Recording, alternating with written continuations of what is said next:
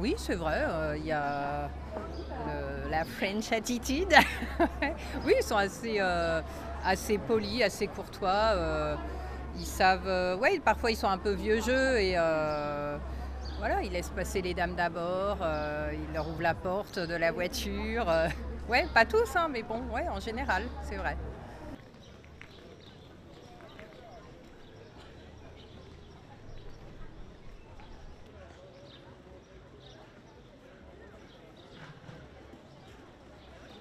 Premièrement, être poli avec les gens. Bon, parce qu'à l'époque, c'était pas cucu. Hein. Tout petit, on nous apprenait la politesse et à se conduire bien avec les gens et tout. Rester, attendre qu'on nous interroge avant de parler.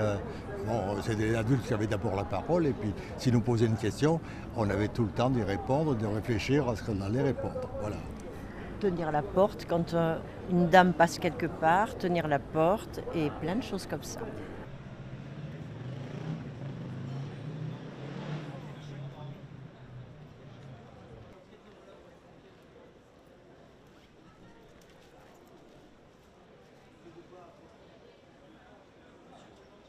Je pense que si tu es issu d'une famille un peu bourgeoise, bah oui, il y aura des attentes, par exemple quelle cuillère, le couteau à poisson, etc. Moi je sais que ça m'avait un peu choqué quand j'étais allée chez une amie qui a une famille un peu aristo.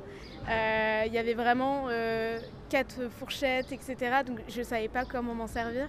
Et après on m'a un peu expliqué. Et en fait il y a vraiment toute une culture aussi derrière et des attentes. Donc ouais, ça dépend je pense de ta classe sociale aussi.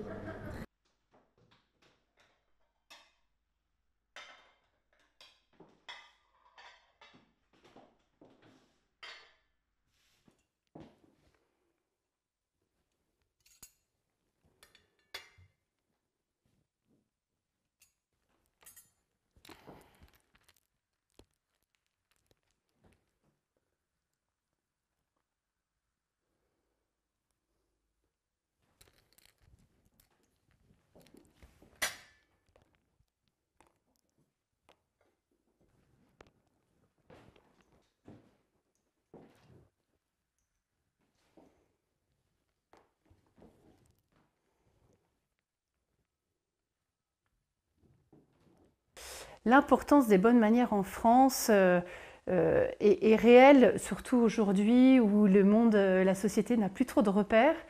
Et ça permet déjà d'une part de se démarquer et de savoir exactement que faire, comment faire, quelles que soient les circonstances, de se sentir toujours à l'aise et de se démarquer par notre aisance et par notre élégance.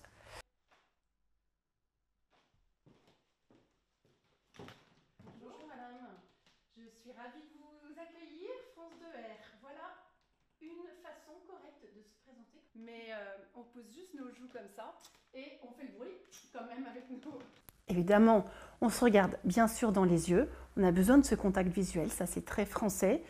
Et puis, si besoin, il y a là cette poignée de main qui doit être franche, mais sans écraser, sans trop montrer d'autorité ni de supériorité. Enfin, il y a des petits codes à savoir.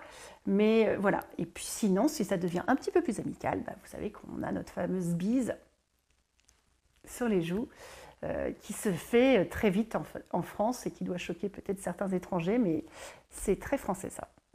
La cuillère, évidemment, elle est comme ça, on prend par en dessous. Ok, donc the French way, ce serait plutôt de prendre la soupe comme ça, et on monte la cuillère et dans ce sens-là. Donc on va pouvoir utiliser la quiche, voilà, on va pouvoir prendre le couteau et la salade ou le morceau de quiche ou la salade et de pouvoir manger comme cela, remplacer souvent le couteau.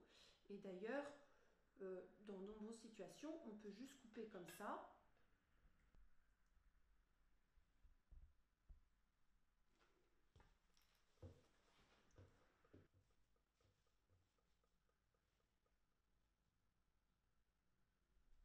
Dans l'utilisation des couverts, comme on l'a vu, eh ben, en fait, c'est très logique. On utilise les couverts à l'extérieur pour les premiers plats, et plus les plats avancent, s'il y en a plusieurs, eh bien, on se rapproche vers l'intérieur, vers l'assiette. J'attire l'attention sur la manipulation des couverts. Ok, c'est vrai qu'on change souvent de main la fourchette pour pouvoir prendre nos morceaux de pain par exemple. Attention à ne pas les pointer en l'air. Et que si on a besoin de discuter, de parler avec nos mains, on les pose sur l'assiette et là on va pouvoir parler par les mains. Après on dit souvent mets pas les coudes sur la table. Ça c'est pour les enfants, pour leur apprendre à bien penser qu'ils ont une colonne vertébrale et ne pas être adossés comme ça. Mais adultes, quand on sait se tenir, entre deux plats, on peut très bien mettre le coude sur la table et pour que ça nous aide à discuter.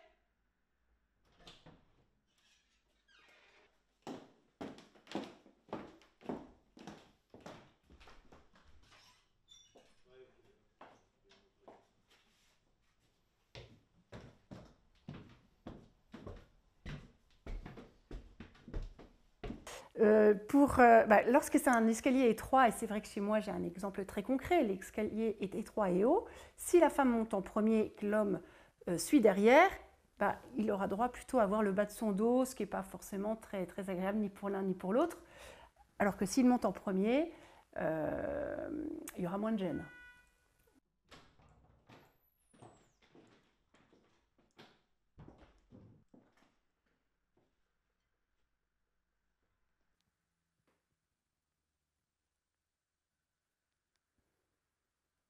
Parfait.